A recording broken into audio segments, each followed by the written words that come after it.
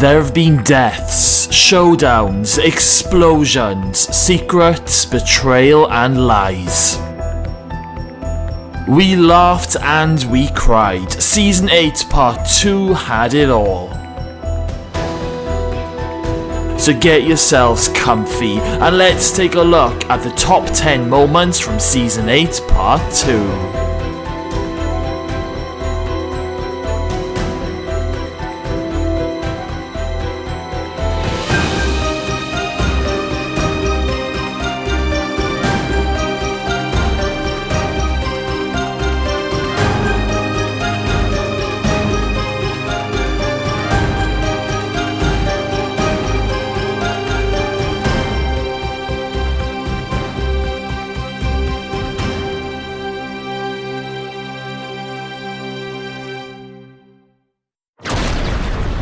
Number 10, laughing to death. Jumping straight in at the intense deep end now, and at number 10 we have Ali turning into Dr. Crazy. After Ali was viciously attacked in the shower block, she thought the attacker was Lou Kelly. Ali ended up suffering life-changing injuries and was told that she would never walk again. In episode 4 of The Final Sentence, we see Ali extract her revenge. She steals some nitrous oxide from the dentist and she ends up smashing Lou Kelly over the head. Ali then miraculously lifts up Lou Kelly and ties her to a chair, where Ali has placed the gas mask onto Lou's face armed with the nitrous oxide. When Lou wakes up, Ali starts to unleash this gas, causing Lou to have a hilarious laughing fit. Ali tells Lou that it won't be long before the buzz of this gas turns deadly. We learn that Ali doesn't want to kill Lou Kelly, instead she's going to turn her into a vegetable and give her permanent brain damage. Just when things get very intense, Lou drops a huge bombshell, telling Ali that it wasn't her who stabbed her, it was Judy Bryant, which changes everything for Ali.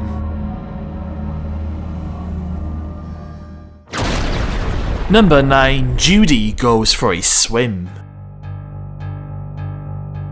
We all love to hate a villain in Wentworth, however, this was not the case with Judy Bryant. Judy Bryant was the person who put Ali in a wheelchair, and as we just saw in the previous entry, Lou revealed this information to Ali.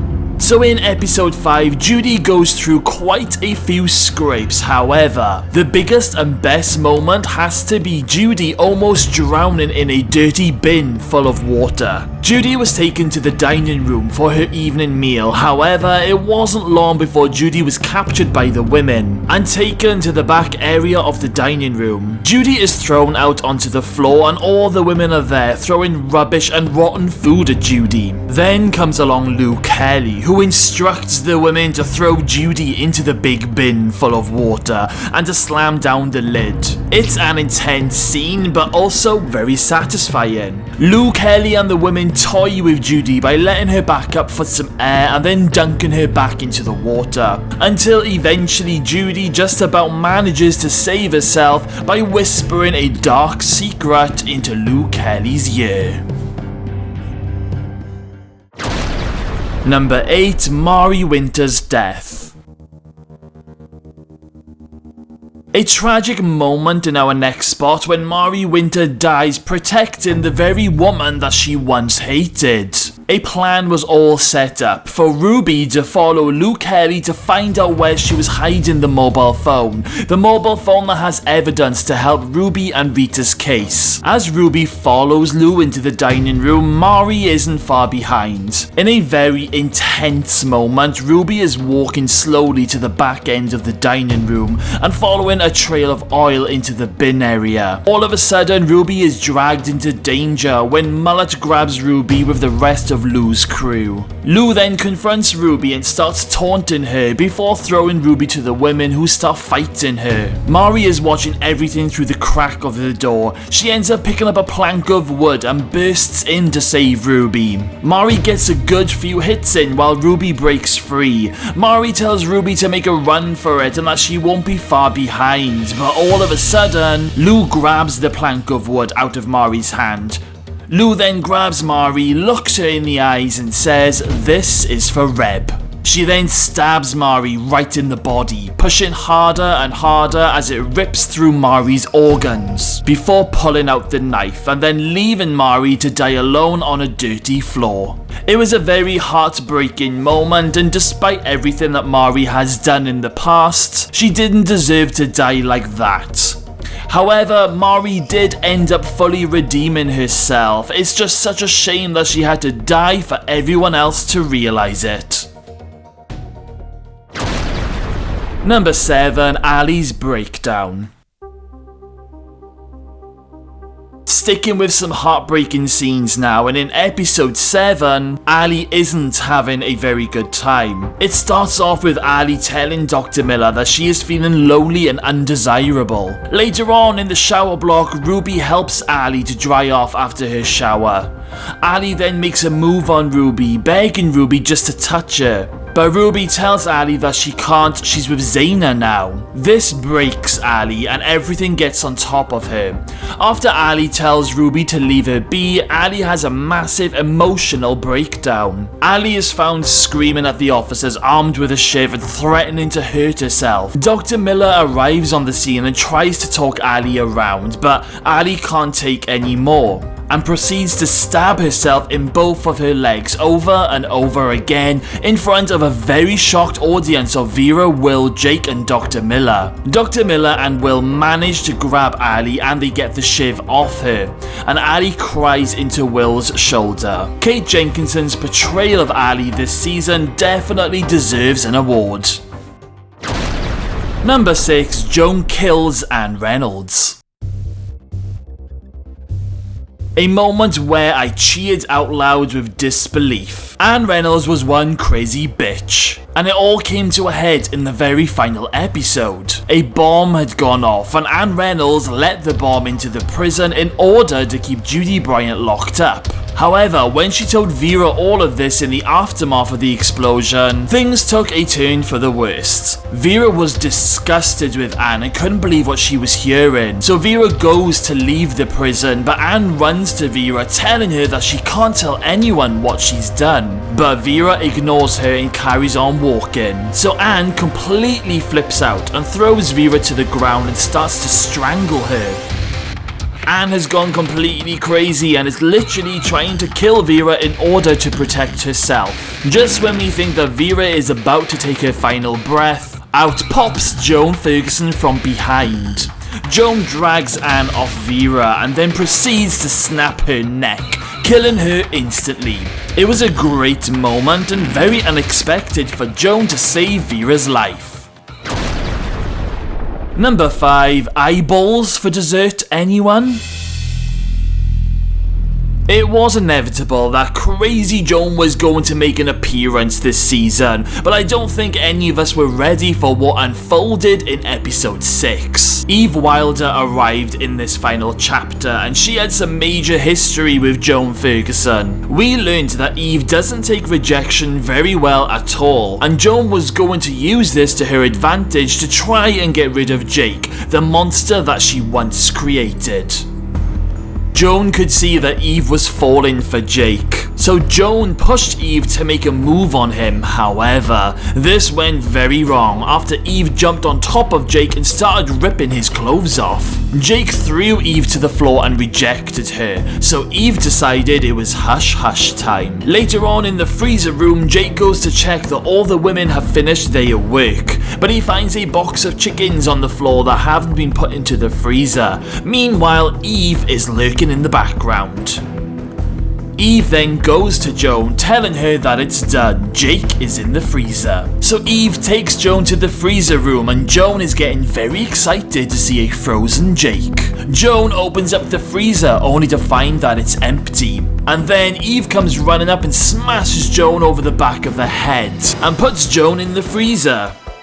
Just as Eve puts the lid down, Joan pushes back and manages to burst out of the freezer, sending Eve flying back to the floor. What comes next is absolutely terrifying. Joan starts to climb out of the freezer like a demented demon, creeping closer and closer to a terrified Eve on the floor. Joan puts her hand up to Eve's face and says, "It's hush hush time." The camera thankfully pans away, because when Linda finds Eve later on, Eve is missing an eyeball. It's a gruesome scene, but what happens much later on in the episode is probably even more disgusting. As Luke Ellie is eating her jelly, she brings the spoon up to her lips, before realizing that the eyeball is in her spoon. Lou throws it to the table and screams at everyone. The big question is though, what ended up happening to the eyeball? Number 4, Mass Escape. The final ever episode of Wentworth was absolutely off the scale, packed with so much action and shocking moments. After the bomb had gone off, we learned from Linda Miles that one of the outer walls had been blown through, and a few of the women were escaping and running into no man's land. So we cut to a scene where women are running through the backfields, being chased by a load of officers who are wrestling them to the ground. In the midst of all of this, we see Lou Kelly making a run for it, and she manages to get to the fence and starts to climb it. Just when Lou thinks she's about to climb over the top of the fence, Rita Connors grabs Lou by the legs and yanks her off the fence, throwing her to the floor. Rita then kicks and punches Lou a few times before restraining her on the ground. What made this scene feel so epic and powerful was the dramatic music being played along with the sounds of helicopters flying overhead, making this scene totally unforgettable. Number 3, A Child Needs Its Mother.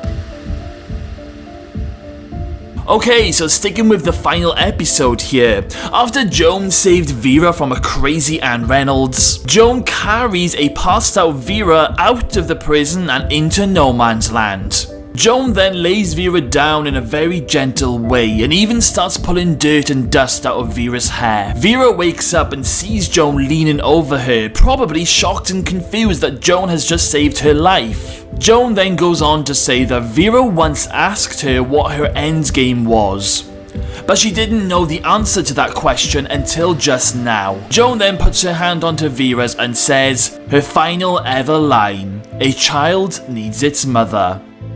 Joan then gets up and walks off into the night. It was a very emotional, powerful scene to watch, and it was very unexpected. It felt like you were watching a movie in the cinema with the smoke and the bright lights in the background, and Joan's story is then left to the viewer's imagination. Number 2, Ali sees Bee's spirit.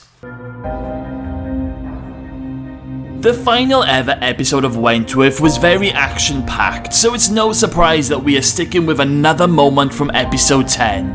A roof had caved in on top of Ali and she was trapped, and it was looking like that this was it. Ali looks up above her, and all of a sudden we see some circle orb lights getting brighter and brighter. We hear Bee and Ali's song playing in the background, and we can see that Ali is so happy right now because she goes on to say Bee. She calls out to Bee. Bee Smith was coming to get Ali in her final moments, and it was just so beautiful. Even though we later on learned that Ali did survive the roof collapse, it was a great comfort to Ali and to the viewers that Bee is always watching over Ali, and one day they will be back together forever. Before we get to number 1, here are a few honourable mentions that are amazing, but they just missed out on the top 10.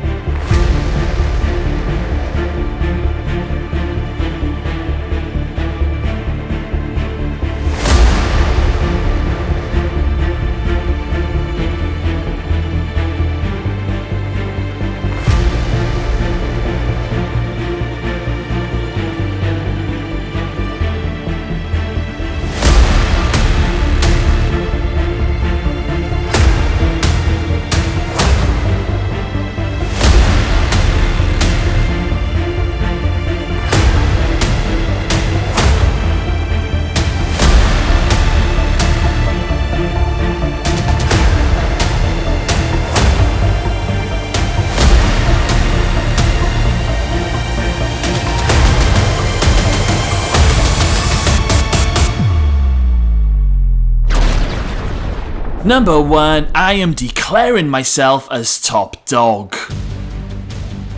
Season 8 Part 2 had some incredible moments, too many for a top 10 list. But for me personally, this was the moment that trumped up to number 1.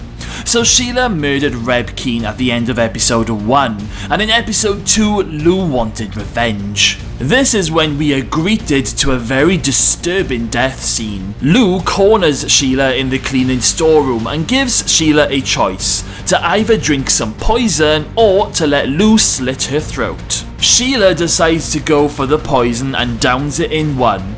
Next, we cut to a convulsing Sheila on the ground, trying to knock herself out against the sink. Mari comes in and sees what's going on. Sheila is on her back and making horrible noises and shaking, and in the end, Mari decides to get a mop and place it over Sheila's throat to end the pain. And Lou gets up and helps Mari finish Sheila off. Later, we cut to the dining room where all the women are sitting. The panic alarm goes off and a code black comes through. Everyone is looking around and wondering where Sheila is, and Joan says that maybe Sheila is in the slot. But Lou Kelly says she isn't in the slot and gets up and makes one hell of a powerful speech, saying that she killed Sheila because she murdered Reb. She then goes over to Boomer and starts screaming that you did nothing. Linda runs to get some help and the officers start to drag Lou away, but not before Lou shouts out that she is declaring herself top dog. The reactions to everyone's faces is what makes this scene. All hell breaks loose just in this one moment, and it was just such a powerful cliffhanger that this episode ended on, and it's definitely my most favourite moment from Season 8 Part 2. And that was my top 10 Season 8 Part 2 moments. So guys, what did you think of my list? What would be your number 1 spot from this final season? Let me know all your thoughts in the comments box below. And on that note, it's now time for some comment replies. So we have Max's old account. Hi Craig, I don't remember seeing Officer Turd in this episode. Do you know what, Max? I don't remember seeing him either. Hopefully he got splattered by the bomb. Thank you for your comment. And we have Robert Brown. All Wentworth fans need to demand another season to producers. I'm with you, Robert. I'm with you. If you want to start a protest in the street, I'll be there behind you with my banner. Thank you for your comment. Jumping Jack Flash. Even if the recording is still there, doesn't Rita still have to serve time for killing Drago? 100%, 100%. I mean, this is just one of the open storylines that I feel that we were left with, and even though I'd like to think that Rita and Ruby will get a happy ending, I feel it will only really be Ruby that would get out. Rita would still be in prison, so I'd like to think that maybe Rita got the respect back from the women after taking down Lou Kelly, because let's face it, the women are all gonna hate Lou Kelly after the bomb explosion. But again, it's one of those things that seems to have been left to our imaginations. Thank you for your comment. And we have It's Blood. Question for you, Craig. Do you like how they redeemed Ferguson, or did you want her to stay evil? It's a good question. As much as I'd like to think that Joan isn't evil anymore, I feel that she still is. I know she saved Vera, but in my eyes, she's still evil. Look at what she did to Eve Wilder. She's still capable of going crazy. And I mean, she didn't have to snap Anne Reynolds' neck, did she? All she had to do was throw her off her and restrain her. So Joan is still capable of her sick and twisted acts. However, I do feel that Vera and Baby Grace are safe. Jake, Mr. Jackson and Dr. Miller, however, I have a feeling Joan could be coming for them on the outside. Now that would be a good spin-off. Thank you for your comment, and thank you all for your amazing comments and contributions. Keep them coming, as I like to read every single one of them. Okay guys, well, we've reached the end of the video. Thank you all for watching. We will see you all again very soon.